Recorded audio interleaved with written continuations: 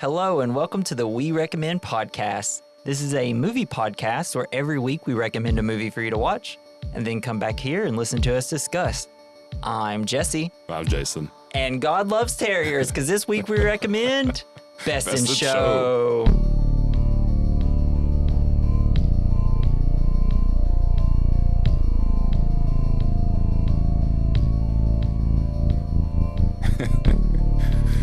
Nice. Be a dog or be a bitch.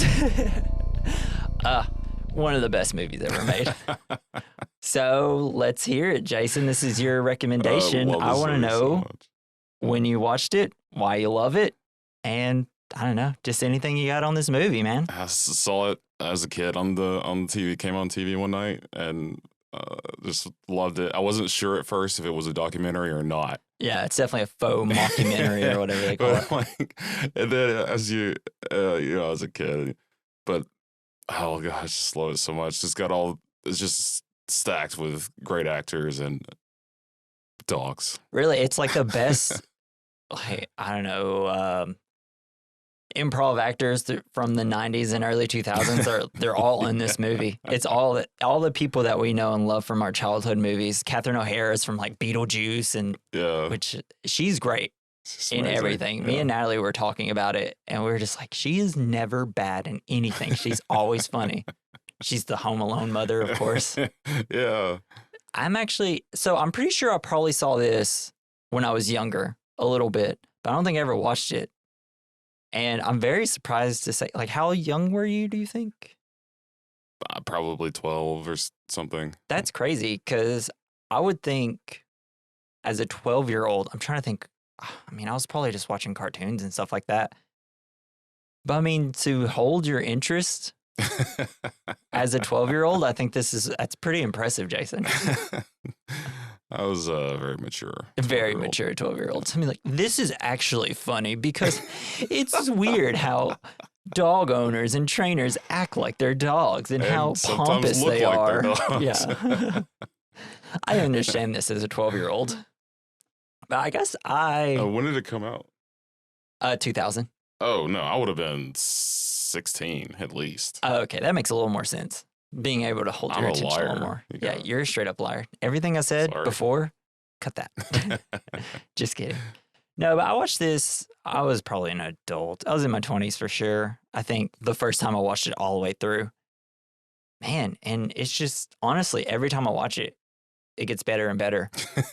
Because we watched it a couple nights ago, and then I watched it the next day to get ready.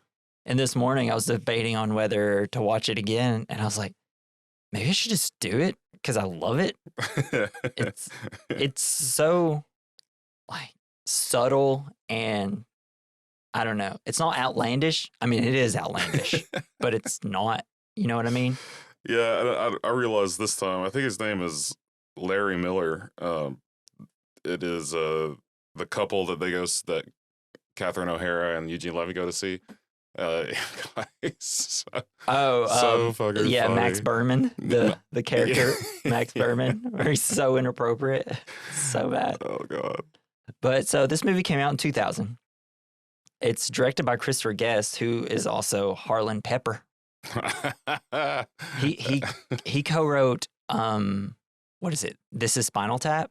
Oh, really? I didn't know that. I've seen that one all the way through. Essentially, all the movies like this, he's co-wrote, which co-writing is essentially they just had outlines to get them to point A and to point B. Gotcha. And then they improvise everything. That's cool. I mean, it's kind of a bunch of improvisers that went to the Second City, which I think is Chicago's improvisation place.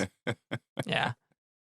But let's see. So Christopher Guest, he co-wrote This Is Spinal Tap. He was Count Tyrone Rugen from The Princess Bride. I'm trying to remember who that is. God, I don't remember. That's the hilarious. One guy. The movie is so good. Let's see. So, and he was married to actress Jamie Lee Curtis. They had 2 dogs, and so Christopher Guest would make frequent trips to local dog parks And he said there were people there with purebred dogs, with mutts, and so on. And as I mingled with them, I started thinking that this might be an interesting idea to explore in a movie. Guest said in the film's official production notes. In mid-1998, Guest called Levy with the idea and was told no. Levy was nervous about the third act, not knowing how to make a dog show funny. And thank goodness they had Fred Willard. Otherwise, yeah, it'd probably be a little, kind of a little boring. Yeah. Oh, man. And Fred Willard just goes off in this.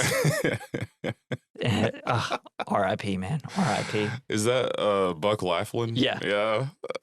I mean, he's such an iconic character that Fred Willard became the National Dog Show host guy. What? That's awesome. So if you watch it on Thanksgiving, he's one of the hosts. That is because we usually watch it every Thanksgiving.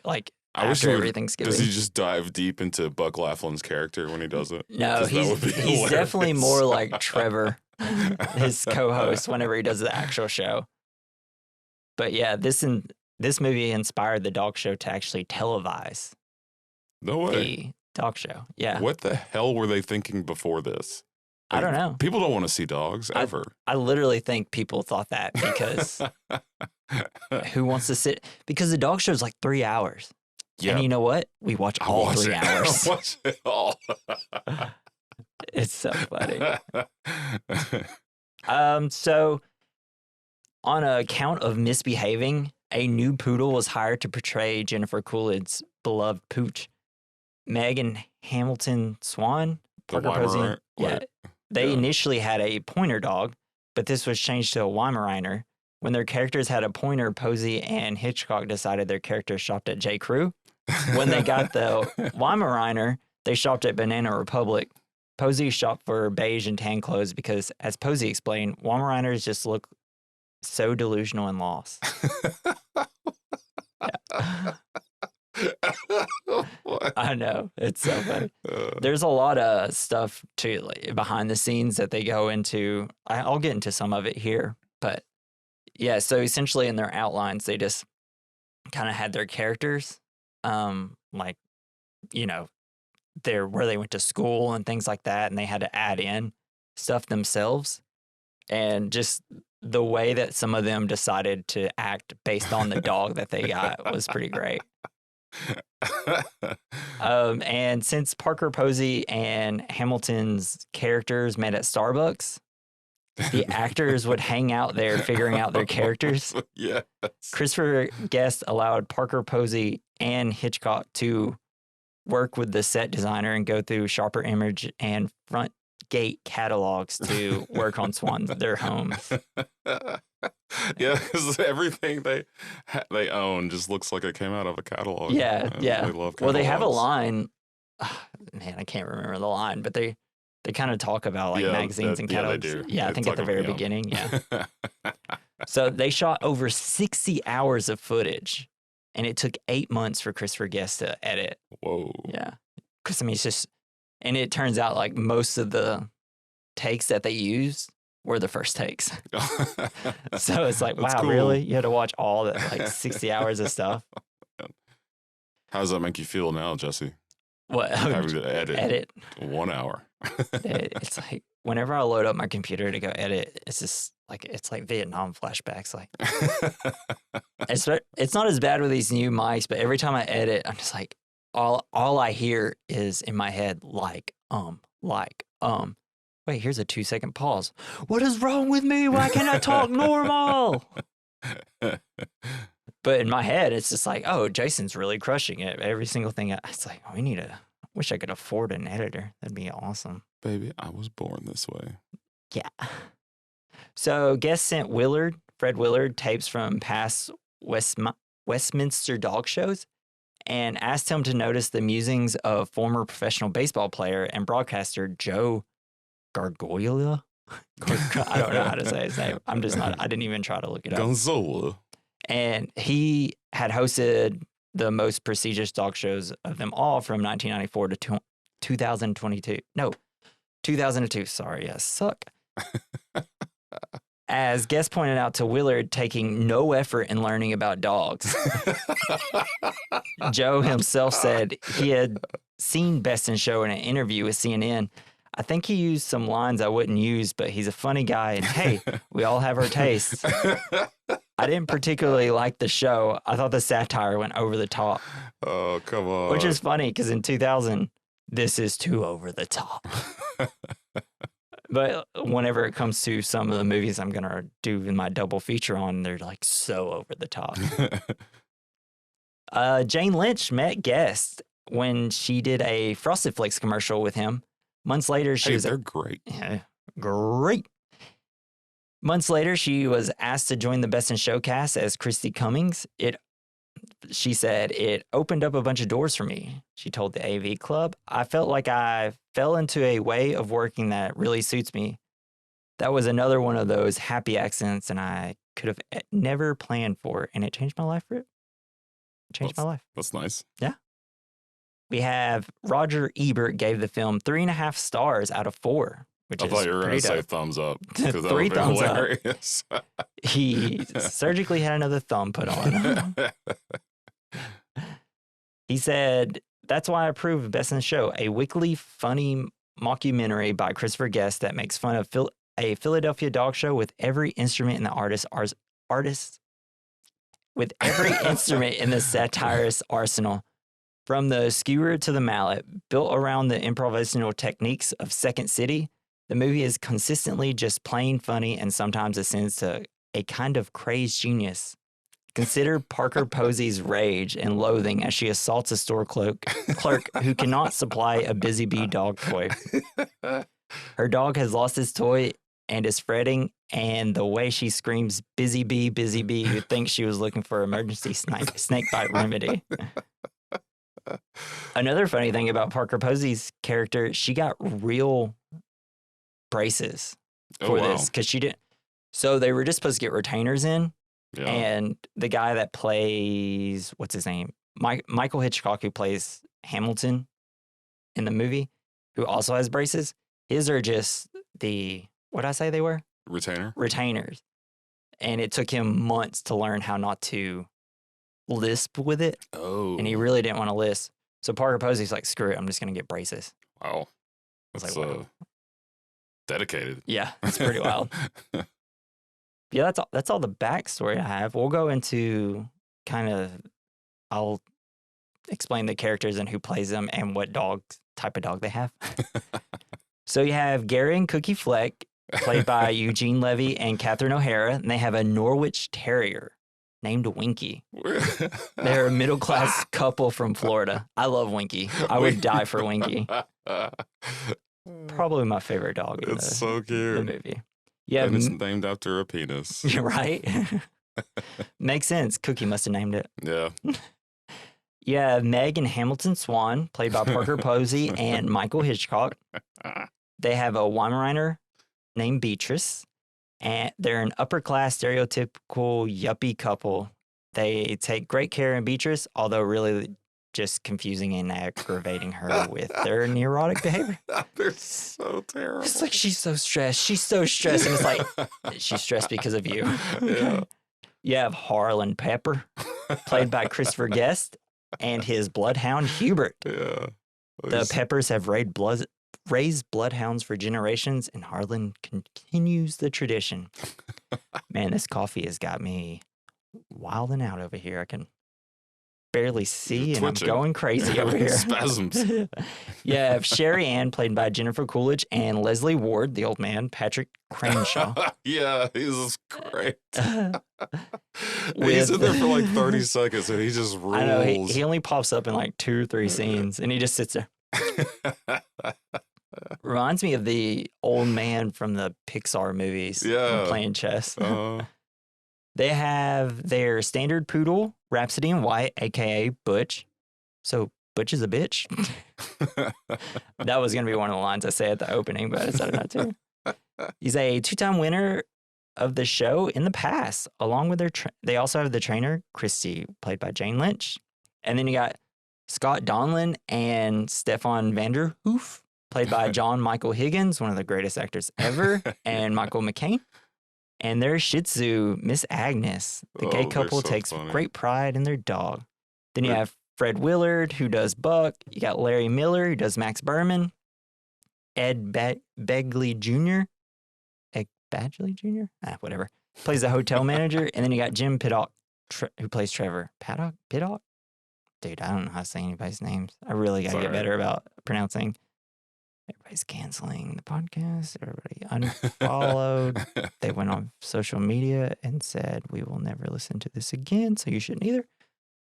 But yeah, do you have anything else you want to talk about before we get into it? Let me take a drink and vape. I just love it so much. And I want to see all the other Christopher Guest movies that are kind of in this genre. Yeah. Yeah, we need to watch Spinal Tap and maybe do it on the show because I love Rob Reiner. Love the man. Spinal Tap is ridiculous. So you've seen it? Yeah. Nice. Is it really good? I mean, that's where Crank It Up to 11. Yeah. 10 wasn't loud enough, so we moved it to 11. Why didn't you just make 10 louder? That's like the only part I know of that movie. Yeah, it's wild. Yep. All right. So I guess we'll start going into the plot. If you haven't seen it, this would be a bad time to listen to it. You need to watch it and come back here and let's just talk about it because this is the portion that is spoiler filled. I feel like I need to start saying that. Spoiler cast. 16 episodes in, and now I'm going to start telling people we spoil the movies. It's a spoiler podcast. Spoilers. Spoilers. Okay. So I imagine the best way to start this is at the beginning, Meg and Hamilton say. Why they are a psychiatrist talking about their dog Beatrix and saying that she's showing signs of depression ever since they saw them having sex. Because it was weird, freaky stuff from a Kama Sutra, and they performed the Congress of Cow. The Congress. I don't even know what that is. I should have looked that up. Well, she said it's just like her standing up and bending over. Here, let me see. And he's behind, I guess. I mean, that's what I pictured in my mind. I'm going to look it up real quick. Congress of Cow. When a woman stands on her hands and feet like a quadruped and her lover... Quadruped. Yeah, quadruped. Quadruped. I shouldn't be a host of a podcast. And her lover mounts her like a bull. All right. What? I don't see any pictures. Wearing a Viking hat with horns in it. Where's the pictures? I probably shouldn't look up pictures. Hey, can we stop looking at porn and do our podcast? No, this is Porncast. Welcome. But yeah, they're this very manic couple. They're insane. They're essentially they kind of blame everything on their dog. They just project all their neurotic behavior onto their dog. Yeah. Like, it's his problem. Exactly. They're just kind of dealing with it. It's like he just stares at us now. It's like, or no, it's like he won't even look at us. He won't even look. It's like, yeah, he doesn't want to look at you. He's scared that if he looks at you, y'all are going to come at him. And then it shows the dog just laying on one of those couches. Yeah. Like the classic psychiatrist couch. Yeah. And then we see Cookie and Gary. Cookie does all the work with Winky. They have their little album about dogs and stuff like that. It's about terriers. They have this like white picket fence like lifestyle and live in the suburbs. But they're very poor apparently. Well, they're just like middle class. Yeah, they're middle class, but I'm assuming they're a little lower middle class. I'd assume. Yeah, maybe, I don't know. They just. And Gary talks about how they first met. What was it? I can't even remember. They were at a dance. Yeah, that's right. And she was dancing. And he can't dance. So probably the prom, maybe, because it shows his picture from prom. Oh, yeah, that's right. He looks so nerdy. And the reason he can't dance, he talks about how she had dozens of boyfriends. And she said hundreds. Hundreds of boyfriends. And we learn Gary has 2 left feet. So funny. It's so dumb and funny. It shows his feet and he's got 2 left shoes on him. But like, what a good joke. All you got to do is just put 2 left shoes on. It's so smart. And we meet Dr. Theodore, who's just explaining how he came up with the Kennel Club. And then we meet Harlan Pepper, a fishing store owner. This is a good old country boy. He's got Will Sasso in there with him. Yes, Will Sasso. And they're just trying to teach him how to run the store while Harlan's going to be gone. This is just like 3 minutes of them just talking about they love fishing and like putting fishing lures on a map and taping to them, which is actually a really good idea. Yeah, I thought it was a pretty good idea. That was really smart. He owns a bloodhound and talks about how much he loves bloodhounds. His name is Hubert. We always had bloodhounds. It's running generations of our family always had hounds. This is like his 15th hound. Yeah. Like bloodhound. Yeah, something like that. It's like, how have you had that many? It's like, man, how long do they live? We meet Stefan and Scott. We meet them at a meat shop. Just a bunch of innuendos. And do you have a pepperoni sausage? I just want to hold it in my hand. Stefan used to be married until he met Scott at a dog show. He talks about how, like, whenever Scott like walks around with a dog, he's like, they became one.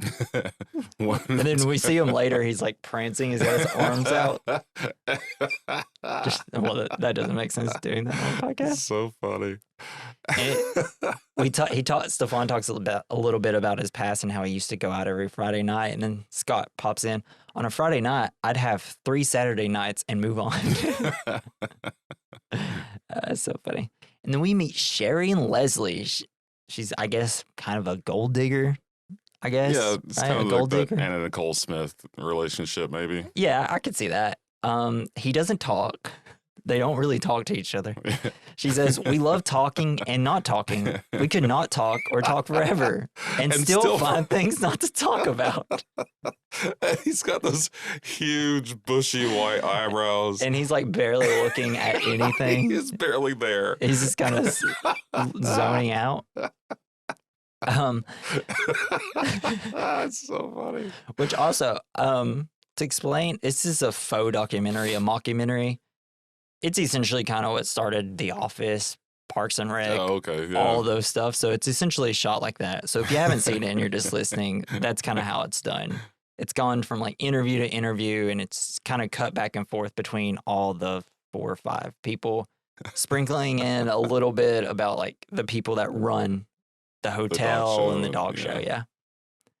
So we go back to Meg and Hamilton. They're stressed out about Beatrix because she peed on some sheets. It took a poop in the shoe. Yeah. She's acting out. We've done something wrong. Have you been talking to her? You haven't been talking to her. How have you been talking to her? Yeah. We learned that the 2 met at Starbucks. They met because they're at 2 different Starbucks across the street. Hamilton gets like a grande espresso. Like, a grande espresso? Jeez, yeah. Are you kidding me? You take shots of those. He takes a huge one.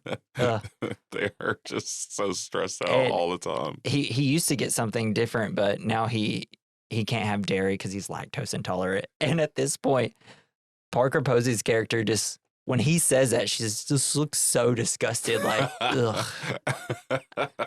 It seems like a couple that probably really loved each other, and then just, as they've gotten to know each other, just like, I hate him. But they're just 2 weirdos. Yeah, super weird. They're always asking everyone to look at their the tags in their clothes to see where they're from. Is that LLB? Or J. Crew? Just let me check. Let me check the tag. Then we go back to Harlan. Get away from me, you psycho. Yeah. Harlan, he takes Hubert out for a walk in the woods before going to the big show. He says it keeps him calm. And Hubert keeps licking his face, and apparently that's how we know that Hubert is ready to go. That's how we know he's ready. But then he talks to the judges with telepathy. Yeah. I'm the best dog here. This is probably the grossest part of the whole movie. I hate when people let dogs lick their face. It's the grossest thing ever. And then anytime you say that, somebody will say... He even does it with his mouth open once, I think. I know, it's so gross. And people like to say, dog's mouth is actually cleaner than a toilet seat. And it's Not like, true. What are you talking about? No. What butt you putting on that toilet seat? Now, if you said inside the toilet bowl, I'd say probably. So we go back to Cookie and Gary. They're having a going away party. We learn that they are driving over 100 miles out of the way to see some friends, but really it's someone that she used to boink. So yeah, it's her ex. He's a little jealous. Gets real odd at the party. Yeah, he's got all these friends, and they're having a party. Yeah. And before the party ends, they start singing their God Loves Terriers. Yes. It's so good. Loves a terrier. Sherry has a dog handler, Chrissy. They're complete opposites. She's just kind of this, I don't know, tomboy type girl, I guess. Spiky blonde hair. Yeah, real short. And Chrissy is the disciplinarian, and Sherry is the unconditional love and decorating. I love how she goes into how her father was the disciplinarian. Yeah, and her and mother's the mom job was the heart and soul. She was her job was unconditional love until she committed suicide in 81. And it worked. It worked for my family until my mom committed suicide in 1981. Oh, it's so funny. Oh, Jesus. It's like, actually, while we were going through all these characters, I was thinking, man, which one's my favorite couple? And I was just thinking, I was like, oh, it's obviously Cookie and Gary. But then I was like, oh, yeah, maybe it's these two. But then I love Stefan and Scott. Yeah. It's going to be so hard to pick at the end. And then we see all the dog owners leaving for the event. And then we get to Harlan. I used to be able to name every nut there was. My mom would be like, now don't you go naming nuts, Harlan. Yeah. His mom hated it. And he through this scene, he just starts naming pecan nut, macadamia nut. And that's the one that would send her going crazy every time. I just hear her down the hall. You stop naming nuts. Stop naming nuts, son. And I love it because I think it's before this or the next scene when we cut back to Harlan. It's before we know he's a ventriloquist, but we just hear him kind of singing the song, like a song. And it's so funny. I don't know. I love this guy too. It's great. Meg and Hamilton are fighting at the airport. They're just walking in, just complaining about having to take a just everything has gone wrong all the time. They're the worst. It's like they ended up forgetting the passports, I think. Oh, they didn't have the tickets. A guy starts walking up to Beatrix to pet him, and Beatrix starts barking at the guy, and they're like, what'd you say to her? I know you said something. Did you touch her? Where'd you touch her at? And then there's like, here, Beatrix, react to Busy Bee. Like, she's not reacting. She's so upset. It's like, how can she react? You're just yelling at her. Yeah, they're so high strung all the time. I know. You can't take it. Snake would actually, my dog, which we're letting him run free, but they're not acting ridiculous now, which is crazy because usually all they want to do is walk around. But I think my dog Snake would love that. Love this family. They're riled up. Let's get riled up. I'm excited too. Yeah. And Cookie and Gary, they make it to their friends. This is where we meet the Behrmans? Max Berman. Max Berman. And Max is super sexual to Cookie. It's like, because they first walk in, they're handshaking and stuff. And then Max kisses Cookie on like both sides of the cheek. I kiss on both cheeks, like the French or whatever. He takes the dog. It's like, oh, this is Winky. Immediately gives it to Eugene Levy's character. He's like, oh, okay. And then just lays one on her mouth. Open mouth kiss. And then the wife of Max is just like, okay, well, let's keep going. It's like couple of cucks. I feel like that's a very like just awkward couples in the 2000s. You're just like, I don't know how to handle this situation. We just know once this is over, it'll be okay. Yeah.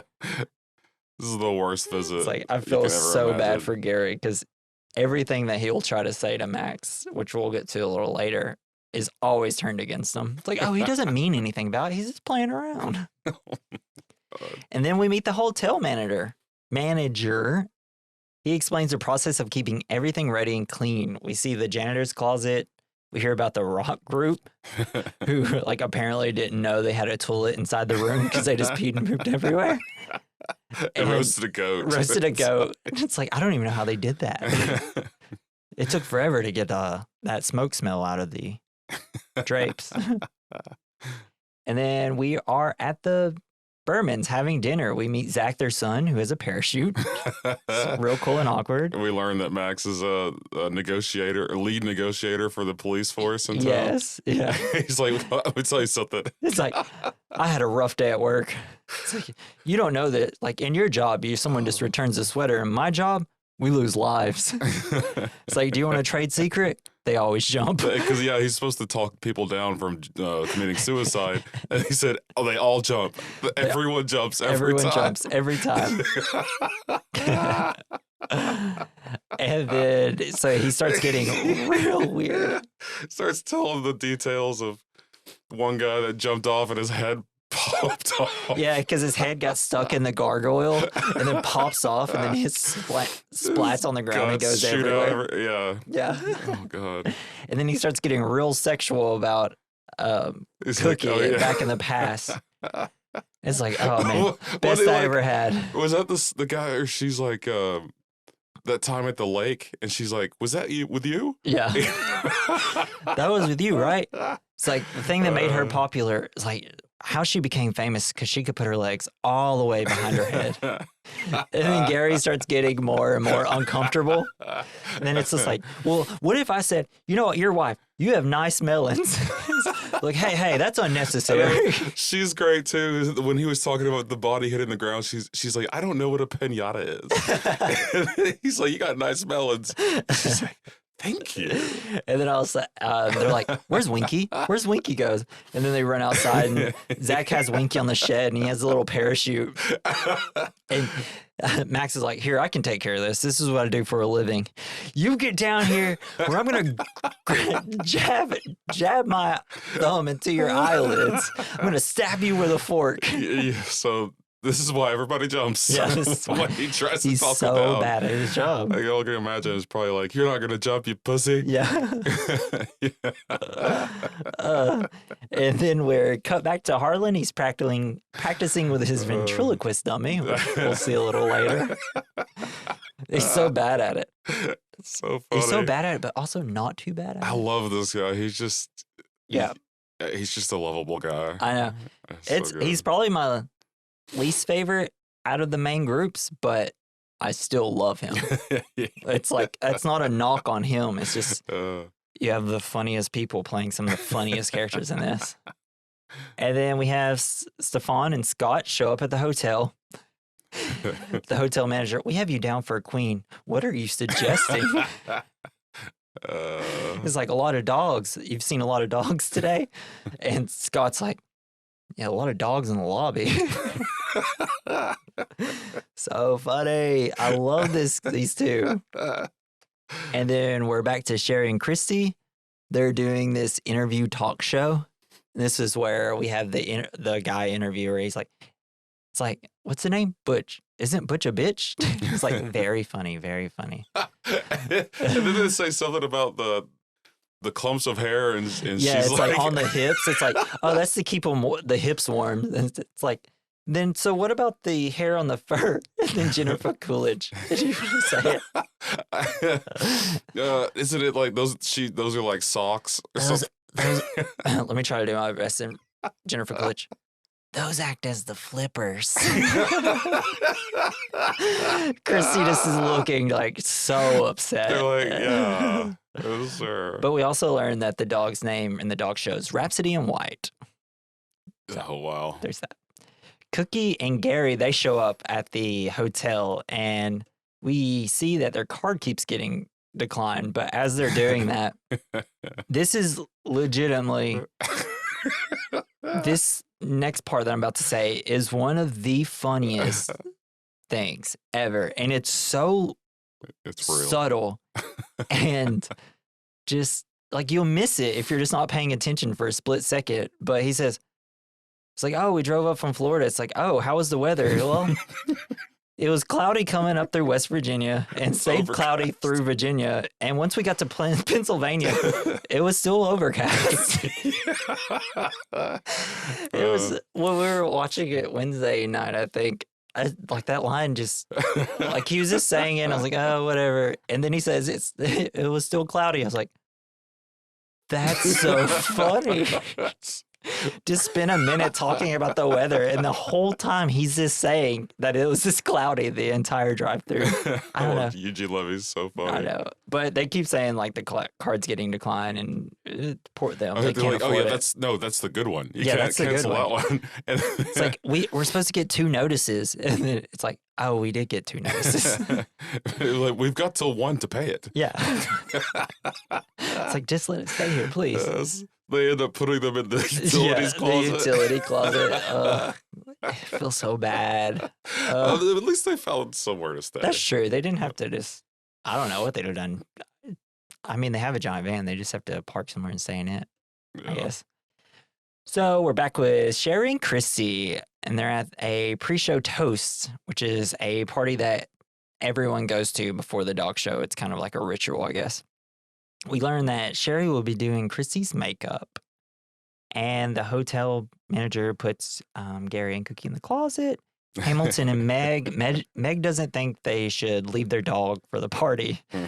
They think that she's upset, but really, like, they just get up to, what's wrong? And they start kind of arguing, but they're arguing in like their how you talk to dog voices, just so she stays calm. And the dog's just like, what's happening? I'm so nervous. I love a Weimaraner, though. It looks velvety. Yeah, I know. I asked Natalie if they're good dogs. I think she said they're all right. I can't remember. Because I meant to go, every dog I saw, is that a good dog? Because she's a vet. She works at a vet clinic. She's not a vet. She's a vet technician or something. But she sees all sorts of dogs around here. And I was going through like every dog that's good. Most of them weren't good. Which may be a little different. Purebred dogs are assholes. Yeah. Well, and it's like, a lot of dogs just have like underlying problems. Like, golden retrievers like Gracie over always here. have like bad hip problems. Oh, yeah, they do. And what's another dog? What's the big dogs? Great Danes. They have very short lives. Yeah, they have so many issues. And it's so sad. I know. And they're just like giant puppies. I had a friend who they recently lost one. Rip. Yeah. Shout out to that dog. I hope all dogs go to heaven. We learned that. It's okay. You don't have to worry. And we're back with Gary and Cookie. They're at a party. A guy walks up to Cookie. His name's Malcolm. He's like, he was a guy that used to date Cookie. And he has a line in here. It's like, or he's like, hey, were you a waitress like in this state around this time? She's like, yeah. And he has a line. I banged a lot of waitresses in my day, but you were the best. Was that Bulge? Or is that thing? No, that's a little later. That's later. And then she says, you never forget the best. Like, everybody's fucked this guy's wife. And everybody remembers because it was the best lay of their lives. That ever happened to them. We see everybody's mingling at a party. My favorite part of this portion is Stefan and Scott and Cookie and Gary talk. I want a whole movie of just the 4 of them. I think that'd be a great movie.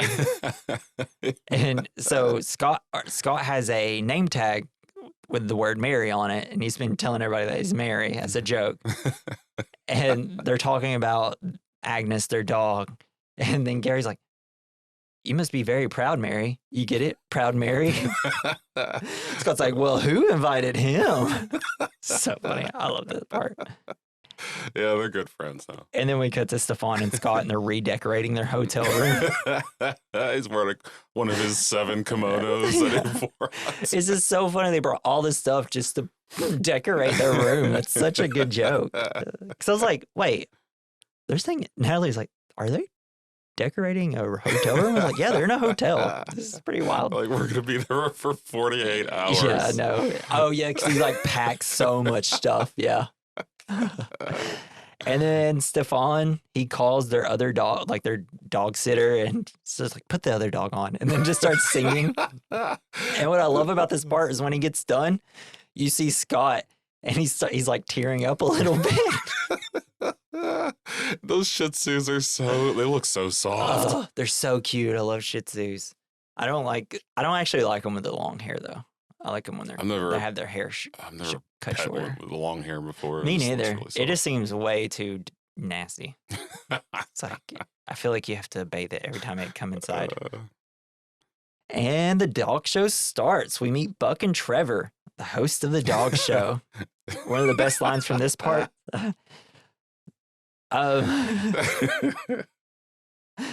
So they're kind of talking about how Trevor had a obedience book or whatever. Oh, yeah. And there's a line that comes from it. It's like, Buck says, I went to one of those obedience places once. It was all going well until they spilled hot candle wax on my private parts. So apparently I think they only filmed their part like one day. And it was just from like dusk till dawn, all of these lines. Yeah. And Buck, essentially, this character is... He's like a sports announcer or something. He's probably one of the best parts. He's the best part of the movie. He's the most iconic part of the movie, at least. To the point where he became the host of a dog show and changed how the dog shows proceed. That's amazing. Yeah, it's great. Great. And we see everybody's getting their dogs ready. Hamilton and Meg are pumping up their dog. They're just like, get ready. Are you ready? But then they're like, he's not responding. Get his busy bee. It's like, did you bring it? No. Where is it? You said you'd bring it. He walks into, he goes to check the dog crate. He gets completely in the dog crate. Hamilton does. They're freaking out. They just start yelling at each other in this room.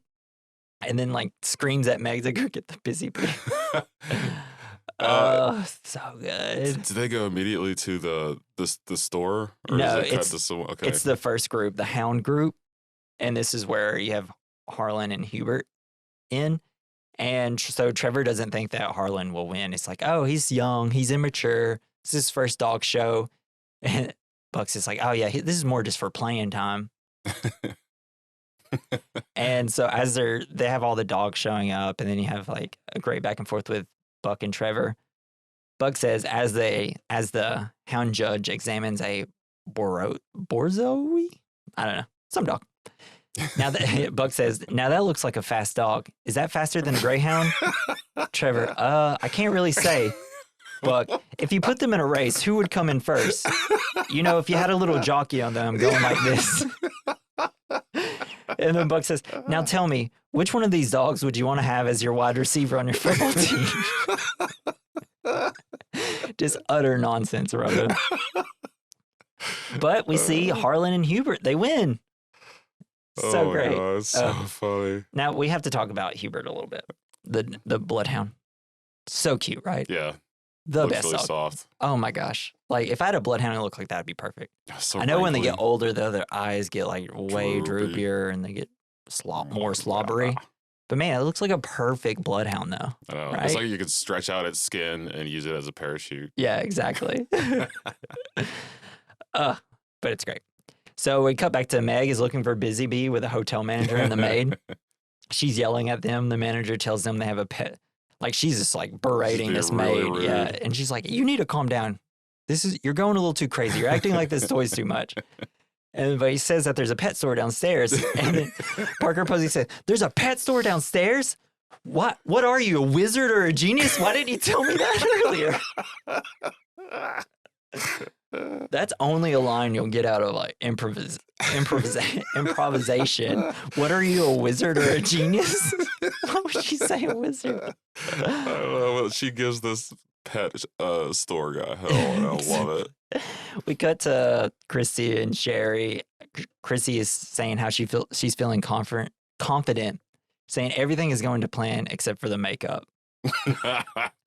And it's just like this whole dialogue between them about Sherry saying how good it was. Christy saying, I look like a clown. I look terrible. It was way too much. And she says, I do like the hair though. Yeah, she's Love just Jane Lynch. talking about how God. this is my art. Yeah. This is my God. You really just have to get in the mood whenever you're gonna. The best way to do a Jennifer Coolidge impersonation. Man, I'm losing my words here. Is I always think back to Legally Blonde. Have you seen that? Yeah. She's like, you're red, white, and blue. You make me want a hot dog real bad. It's one of the best lines ever to be put in a movie. Good. And so now we're to the toy group. Scott is showing his dog in this one. We see Christy and Harlan. They're talking. Christy is trying to psych them out. Buck says they look like a lot of wind-up toys. Yeah. And so while we're at the toy group, Trevor says, I'd be hard-pressed in this category to pick my favorite. I think the Shih Tzu is a terrific dog. Buck, what's that one? Trevor, the Shih Tzu. Buck, the Shih Tzu. That's one you don't, Trevor, Shih Tzu, Shih Tzu. Buck, you don't play around with that name, do you? It doesn't come tripping off the tongue. Stewardess, can I take a Shih Tzu on my carry-on? Or does it have to be stowed? Trevor, yes, it's an old joke, but a good one nevertheless. Buck, it's a crowd pleaser. Is this the same one where they have the miniature Schnauzer? And he's like, how do they make them so small? Oh, yeah. How do they make them so small? Do you think they physically make them small? And he's just like, years of breeding. It's like, oh, okay. But we see... Oh, they breed them that way. Yeah. So we see Scott ends up winning the toy group with Miss Agnes. Meg goes to the pet store, has an argument with the store cashier, yells about him giving her the wrong toys. Because it's like, I need a bee. It's a bee. It's black and yellow. It's like this big. And it's like this big. And he pulls off a bear and a bee costume. That's a bear and a bee costume. And it's like, yeah, but it's the same colors. I think it's really just reacting to the stripes and the shape. Yeah. He pulls out another one. Like it's a like parrot. Yeah. It's like, that's not even the shape. Because she's like, it has a squeaker in it. And he pulls out one with a squeaker. And it's like, I think it's just reacting to the colors of it. It's like, you know what? Screw it. So she picks up a completely different one. And it's like, that's the complete opposite of what a bee would look like. It's like, I didn't ask for your opinion. I asked for a toy you don't have. Yeah, we see Cookie and Gary and Winky are getting ready. I love this part just because, so I love terriers like this. Like West Highland Terriers are so cute to me. And now I love this terrier because I would die for it. It's just the terrier face, right? They always look like they're smiling. Yeah. And then he like looks at the camera and just sticks his tongue out and is like, I'm like, oh my God, that's the cutest dog I've ever seen in my life. And like the ones with the long hair, they kind of, the way they move, it's almost like they don't have feet. Yeah, they don't have feet at all. Gliding across the floor. And then their hair's just like flying out. And now we're to the terrier group. One of the best lines of the movie. Buck says, it's sad to think in some countries these dogs are eaten.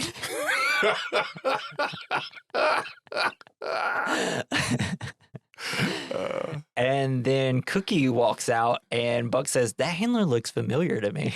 Because they totally bone. We cut to Meg returning with a toy. And it's completely the wrong toy. Hamilton and Meg start arguing and yelling at each other some more. Man. Buck talks to Dr. Trevor, the guy that created the kennel show. Buck says, Doctor, question. A question that's always bothered me and a lot of people. Mayflower, combined with Philadelphia, a no-brainer, right? Because this is where the Mayflower landed. Not so. Turns out Columbus actually set foot somewhere down in the West Indies. Little known fact. The doctor's like, none of that's true. And then it like continues to go. The Pinto, then Santa Maria. Yeah. It's like, you've got this all wrong. I just showed up today. Yeah. For a dog show. But so Winky on, won that was the Terrier group. They won the Terrier group. Mr. Winky. And it's the sporting group is up. This is where with Beatrix and Hamilton. But Beatrix is not having it. Just the judge comes up and starts jumping on her. Yeah, just like barking and biting maybe. Buck says, went after her like she's made out of ham. And they're dismissed. And their time has come to an end. That's the last time we see Megan Hamilton for a while. We see Sherry is nervous, and so she goes and gets like extra large thing of popcorn. And it's like, I'll go back. Hold on, let me think. I want a hot dog real bad. And so I'm going to go I'm just real nervous, so I don't want to go out there because I'm getting on everybody's nerves, That's Leslie's. And then I'll know when to go out there because my body will tell me. She's so dope. I love it. I love it. I love it. I love it. Stefan and Scott are making fun of Christy. When she wins, she goes and, oh, yeah. So Stefan and Scott, after they win, they're going back to change. And so Stefan and Scott are kind of watching, and it's like, oh, here we go. Just being the biggest bitches. Yeah. So, and then like, she's like, look at that fella. Oh, no. Buck says whenever Christy runs out, he's like, look at that fella. He's like, I think that's a girl. And he's like, oh, well, my bad.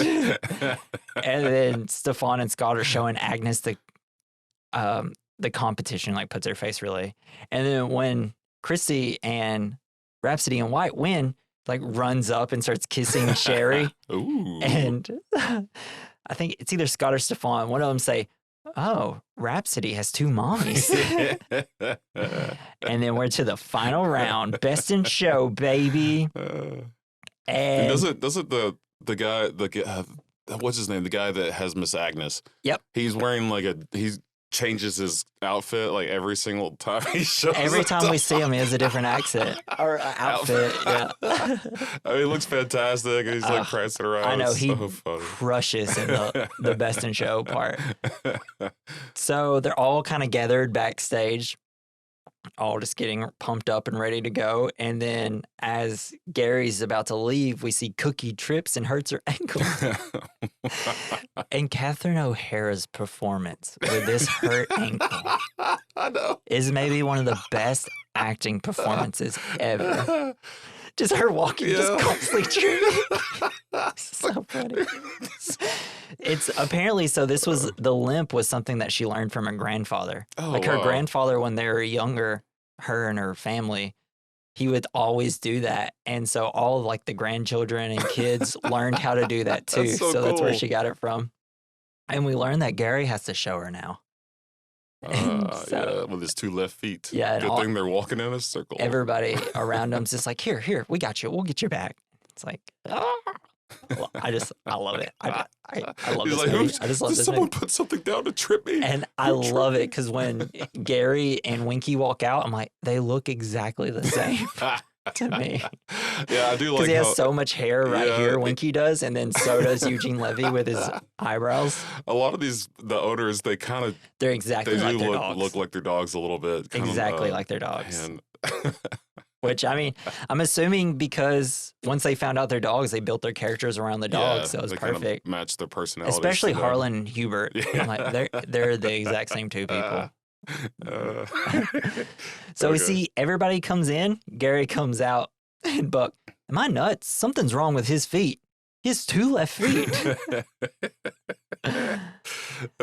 And then Scott walks out. Look at Scott. If you're in my neighborhood with an outfit like that, you better be a doorman for a hotel.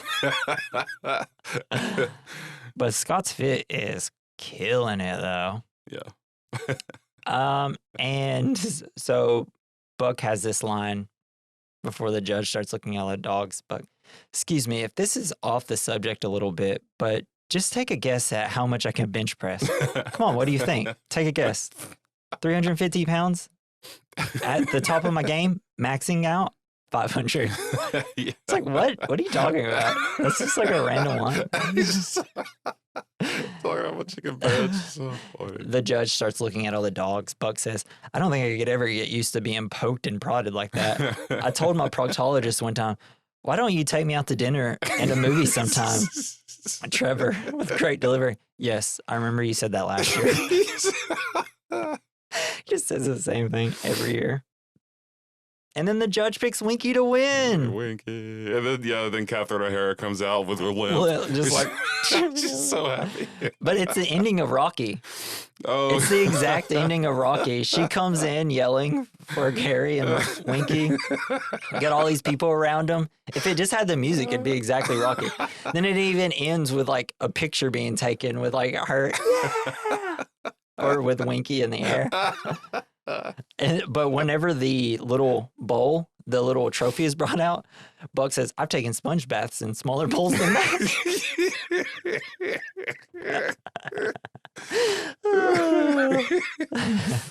And then we cut to 6 months later. Gary and Cookie decided to make an album about their terriers. He's like, we always make up these songs, and all our friends are always telling us we should just make an album about it. And then so they're singing their song. They're terrible at it. They're awful. It's a bad song. Off key, off note, everything. And then the music producers like chimes in.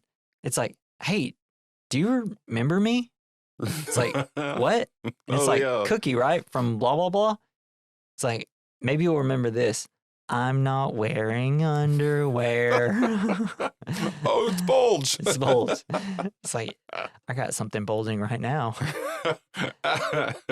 And then he says, "That is the one and only time I've done it on a roller coaster." Poor Gary. Oh, man. But it's okay because it's like what they lack in physical attraction for one another, they have in their dog. And as long as that dog never dies, they'll be fine. Your relationship is fine. If that dog dies, they immediately go out and get another terrier. I'm just going to go ahead and say that. That's exactly what happened. Uh-huh. And this is probably my favorite. Ooh, I think my favorite like ending part. Are you talking about Christopher Guest? Or? This is the Sherry and Christy started a magazine called American Bitch. American Bitch, yeah. And it's for women and their dog. And it focuses on the issues of the lesbian dog owner. And Christy says, it's like, yeah, she says about Sherry, it's like, yeah, and she's dynamite in the sack. And Jennifer Coolidge, vice versa. That was terrible. No. That was a terrible impersonation. Or was it, she said something like, so is she, I think, or like, oh man, I gotta look that up. What she said. Oh, forget it. Forget it. Just watch it again. Yeah. Harlan has started a roadshow with his ventriloquist act. It's the best. So bad. Awful. He's at the Veterans like Association or whatever doing this. Yeah. This show, and they're just watching him like, and he tries to go. Once he starts, it's fine until he goes to get the rope, and it's like, what are you doing? But it's also the same song he was practicing in his RV. He's doing the ventriloquist act with his ventriloquist dummy, and then he starts doing the rope, and it's like he has no idea what he's doing. Terrible, but he's just like as hard as he can. And then we have Scott and Stefan. They're doing a calendar with their dogs, and it's like just pictures of them from 1930s and 40s movies. It's like all the big romances from then. They're talking. It's like, yeah, well, it's just for us. And Scott's like, we might sell it. And it's like, no, we don't. It's like, no, we might actually give the money to the Shih Tzu company or whatever. And it's like, Scott's like, wow, they have enough money. And Stefan's like, we have enough money too. It's like, well, we'll see about that. I don't know, but I love the pictures of the dogs that they show. They're so cute. It's great. They're really good. Such a good idea. And then we end where we began. Where we began, not begin. Meg and Hamilton are at the therapist. They blamed all their issues on Beatrix, and now they have a new dog, Kipper. And they say, he doesn't mind us having sex. He likes to watch. And then we see the dog humping the therapist's leg. And they're kind of like in love again. Yeah, exactly. Their relationship is better. Yeah. And so that's the movie. That's one of the funniest movies ever made. I love this movie so much. It's great. It's so low key and just situationally super funny. And probably one of the best. Like, I know movies like Anchorman and all of Adam McKay movies, and who did Roger Rabbit? 40-Year-Old Virgin and Judd Apatow. You know, they're all famous for having, you know, movies that are improv mostly. Oh, really? Like, This Is the End. That movie's like completely improv almost. But like, this is, I don't know, it's just such a good version of it not going too over the top by also going over the top, you know? One of the best. One of the best. It's so good. So I guess, wish they would do more of these, like, for different pet shows. Like I know. The cats, obviously. It's like they should just do, you know, where you buy exotic animals. Yeah. Like one of those places. That'd be a perfect setting for that. This type of movie. The weird snake people. They really should. I wish they would just do. Like, I know I'm not one who wants like more sequels and stuff, but I would love maybe like a spin, like a series. When it's 2025, let's do the 25-year anniversary of this movie. Yeah. Yeah, that'd be perfect. So, all right, let's get to our Have you ever been to one of those? A dog show? No, not the dog show. Oh, but the exotic pet show? No, not really. There's one every year in Nashville. I think those are kind of weird. I don't know how they are weird. I don't know how I feel about them. They are so weird, but you see these people. Yeah. And they're out there. And they're all weird. And they're all, like you said, this would be the perfect place for one of those. When was the last time you went to one? Oh, we went last year. They had monkeys and stuff? They had a monkey. They weren't selling any You monkeys. should not be allowed to buy monkeys. No, I don't think so either. Monkeys or any type they have of to take their teeth out. Undomesticated cat and dogs. Definitely shouldn't be buying this. Like, shouldn't buy a tiger. Come on. Yeah, they don't have they don't have endangered species. Man, what if they just had like a white baby tiger there? If you see one, that'd be hard not to buy. Like a white rhino. I'm just like, I'm gonna buy this for 30 days and I'm returning it. No, everything there is way overpriced. So, yeah, I bet. Yeah, definitely. Supremely overpriced. I mean, what do they mainly have there? Like snakes and is it mainly billions reptiles? of snakes and reptiles, turtles, birds.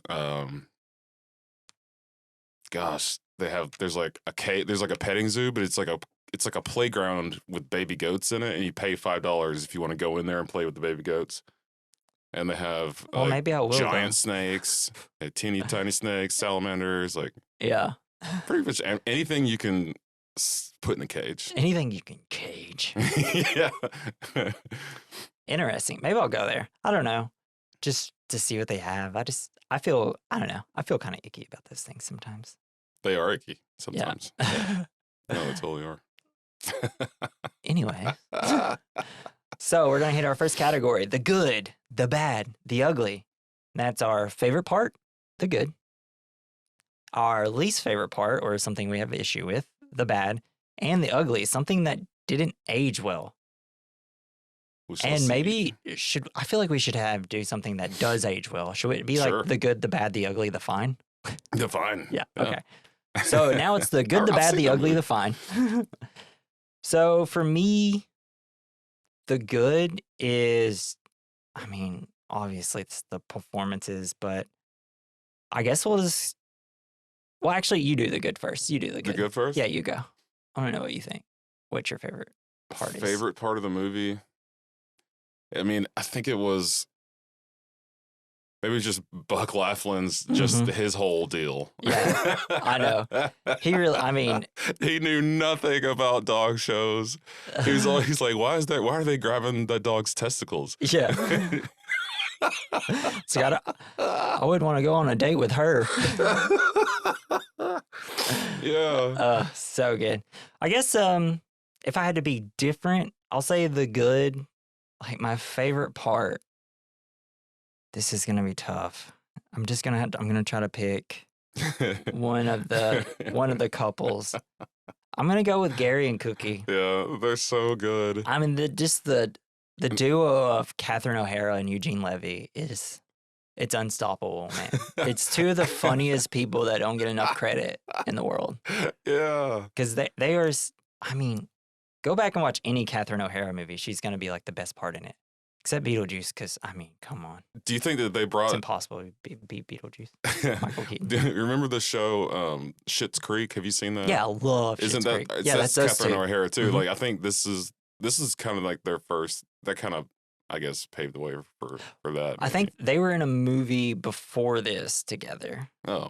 I think it's a movie by Christopher Guest that did this movie. They've always been good together. Well, I just think improvising... Like people who improvise, they're kind of in the same group, It's like once you know a good improviser, you just become friends with them. I guess. Yeah. If you work well with one, you want to stay around them. Yeah, because you want to work more with them. Just making magic. Yeah. So what's the bad? I thought that maybe Christopher Guest was petting Hubert too hard. That is one thing. Like when Christy and Harlan are talking, and like they're just like beating on the dog by the talking. It's like, dude, chill. Like I know it's a bloodhound, and they're probably super thick skinned and muscular. They but could also be like putting sound effects in there to make it sound worse. That's true. But she like grabs his skin and like starts tugging on it. I'm like, I know they have all that extra skin. Take but it easy. It's like, chill, dude. My only issue with the movie is I wish we had more dogs. There's a lot of dogs, but I wish some of them were in the forefront a little bit more. That's the only bad that I have. All right, what do you got for the ugly? I don't know. It's okay not to have one. Yeah, I don't think I really have one. It's, just the. I felt bad for Hubert. My only, like in terms of something that didn't age well, I guess slut shaming. I don't know. Yeah, that sucks. And that maybe it is comical though. It's not really shaming. It's just making a joke out of the fact that she's had hundreds of lovers. Yeah. She can't help. She's so good at it. I know. She's amazing. She can put her legs behind her leg, head behind her legs, not legs behind her legs. I really thought that the gay couple, they were hilarious. Sometimes it was kind of like, it was almost, they were pushing towards like a gay scared. Too over the top. Like a gay scare kind of thing. Because back then that was, or it's like what you think every gay person's like. Yeah, but I still think they knocked it out. I will of the park. say with that, I think because you had because it's two gay guys, and you have one that's not going too over the top, and then you have one going over the top, and it's like, well, I don't know. There's it was still really, really, really funny. Yeah. I mean, you can't deny how hilarious those two are. I don't even know if anyone finds that offensive. I just thought sometimes. I think it has a good representation of like the gay people. Just two eccentric. I mean, because you got four people. You got four gay characters in it, and they're each one's different. So, just like the world. The one lady's intense. Oh, Christy? Yeah. She's a disciplinarian. By reward too. I think that's a bit of a call to like maybe she's kind of like a BDSM type of lover. I don't know. Because that's the way they kind of are making it sound during that, especially once you realize that those two are secretly in a relationship. So the fine, what do you think aged best? Dogs are always going to be cool. Hey, just this in. Dog's good. I picked the like mockumentary and faux documentary style because, I mean, we still get shows that are like that now. I mean, think about it. You have The Office, Parks and Rec, Modern Family. Yeah. And then it inspired movies like What We Do in the Shadows, the show What We Do in the Shadows. Yeah. Pop Star, Never Stop, Never Stopping. There was one more, Borat. I mean, Borat was probably inspired by this hugely. I just spoiled my double features. Oh, which one? Borat or? Now that we're there, we're going to head to our double features. This is where we recommend a movie to go along with this movie. And I decided to pick something with a similar style and also a comedy. So I picked Pop Star, Never Stop, Never Stopping. That's probably the funniest movie that's come out since like 2016. I need to watch it. I mean, it's hilarious. And we hardly ever get. Is it a Christopher Guest movie? No, that's The Lonely Island. It's like, oh yeah, they're great. It's hilarious. The songs are good. I listen to the album all the time on my way to work. Then you have Borat, but with Borat, if you can't stand cringe comedy, then it's not for you. I struggle with Borat movies just because I can't look. I can't look. It just makes me uncomfortable. It is very uncomfortable sometimes. Yeah, it's like I can't handle it, man. But not as bad as like I Think You Should Leave. Like that show is like on that all the time. Oh, does that do it for you? That doesn't do it for me, which is weird. It really, really does. I guess because I know because it's so obviously fake. But with Borat, it's not as much as Borat as much as the characters are like the real people around them. It's like it's so real. And then the third one was What We Do in the Shadows, which is if you probably know the show, but I'm recommending the movie. Oh, nice. It's more. So if you like the low key comedy of this, then What We Do in the Shadows would be better. The movie, the show is more, you know. Hey, what'd you do last night? Comedy. Or what'd you do this weekend? I changed into a dog and had sex. But yeah, the movie, it's like the show, except it's more, it's just a tamer comedy, I'd say. We're werewolves, not swearwolves. Yeah, exactly. Oh, it's so funny. All right, man, give me your double feature. I would say A Mighty Wind. That's what it's called, right? I'm not sure. I've seen it. I saw it a long time ago. I haven't seen it forever. Who does that one? Christopher Guest, I think. Oh, okay. And it's like Best in Show, but it's instead of a dog show, it's where a bunch of bluegrass musicians and like folk musicians get together. Yeah, it's like the next movie. This group, it's essentially this entire group, but yeah, with bluegrass. I'll have to watch it. It's real funny. It's got really good reviews. Yeah. Maybe I'll watch it tonight if I can find it. Well, cool. So that's the movie. I think we kind of said everything. Do you have any final thoughts, or just move on to the outro? I'm gonna take that as a no. With your dog. Don't, especially my dog. Yeah, please don't. Eats doo-doo. He does. It's gross. So, thank you for listening with us. Follow us on X, Facebook, TikTok. You can, or actually just go to our. I was so confused when he said X. Go to our link tree. It's linktree / we recommend podcast, and you can click to wherever you want to listen to us, and you can also follow us through the social medias that way. And I'd like to thank Joey Prosser for our intro and outro. You can follow him on X at Mr. Joey Prosser. And any plugs you want to do? No, just shoot, plug your wife's. Oh, my wife's travel service. agency. Yeah. It's World on a String Travel. If you want to travel, .com. Go through her. Yeah, she's great. She's at Disney World. She's at Disney World right now, and she's having a great working conference. with quotation. She is working super hard at Disney right now. Super jealous. Like and follow the shows on where you listen to them. They'll really help boost our shows so that more people can listen to it. Yeah. Yep. But yeah, thank you. Yes, do that. Reviews, follow, subscribe, like, share. Yell at people while you're driving down the street. Tell them to listen to us. So, and I have to remember to say what we're doing next week. Uh-oh. So we're going to stay in the comedy world. I wanted to do another comedy because it's about Halloween time. So you're about to get like a rush of scary movies. I can't wait. And it's like, I know we've done some scary movies now, but I try not to do as many as I wanted to do so I could save some for this. You could do a funny scary movie. Yes. And so the next movie we're doing is going to be Dumb and Dumber. Yes. One of the greatest comedies ever made. So great. And I can't wait. It's just going to be like this, where it's just like, here's this quote. Hey, here's this quote. Hey, here's this quote. But yeah, it's one of the best movies ever. So make sure you watch that before next Friday. And you know what? That movie makes diarrhea hilarious. It does. Diarrhea is great. But thank you for listening. This has been We Recommend. I'm Jesse. I'm Jason. See you next week. Bye.